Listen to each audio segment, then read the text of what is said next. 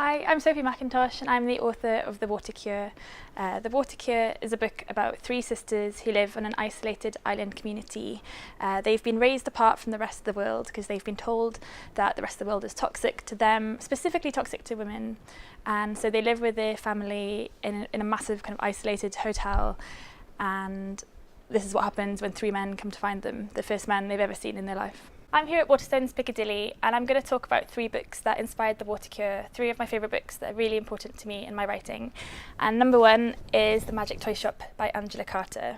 So this is a book about Melanie, who's 15, and what happens the summer that her parents die, and she's sent off to live with her eccentric uncle who's obsessed with life-size puppets and her siblings. And I read it at university, it just blew my mind. I'd never really read anything like it before. I think I'd kind of grown up reading things that were kind of gritty, young adult, and that was my interest. And then to read something that was so lavish, it was so weird and gothic and grotesque, but still like in our world, it just had all this kind of this magic in it. So it really kind of changed my idea of what I thought great writing was, and just kind of sparked, I guess, an interest for me in the macabre and the gothic and the spooky, and how that kind of relates to our world.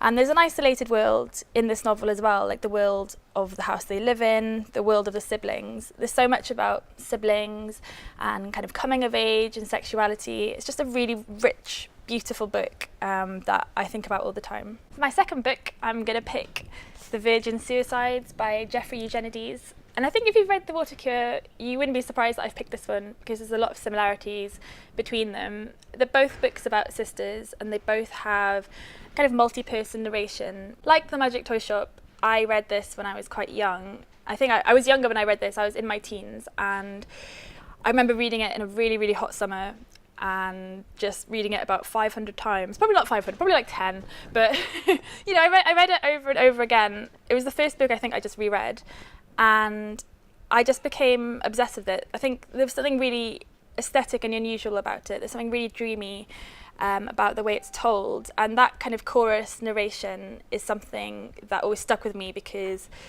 I think it's really easy to get bogged down in just like first person or something, and it showed me the ways you could tell a story.